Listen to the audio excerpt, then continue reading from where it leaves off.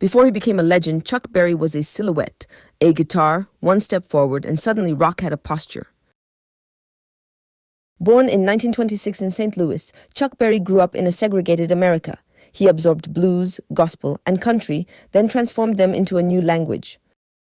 In 1955, with Maybellene, he did not just score a hit, he showed that a song rooted in black rhythm and blues could spill into American pop.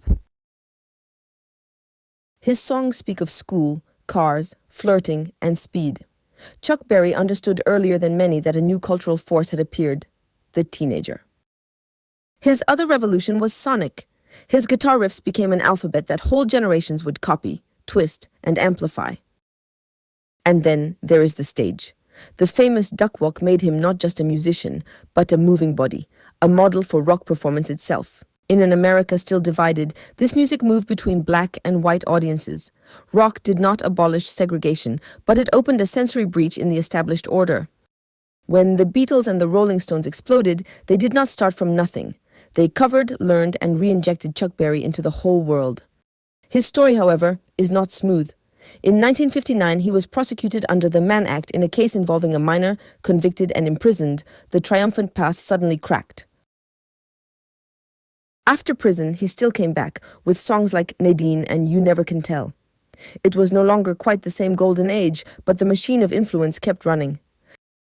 Little by little, his songs became a shared reservoir.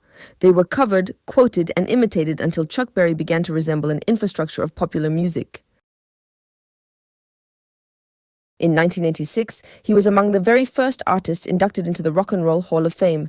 It was not just a tribute, it was an official way of saying he belongs in the foundations.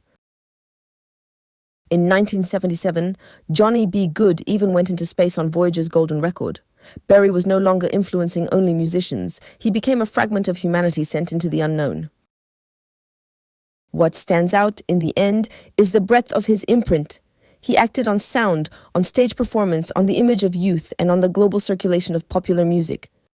Chuck Berry did not invent modern music on his own, but he fixed such a strong grammar for it that we still recognize it everywhere, even when his name has disappeared.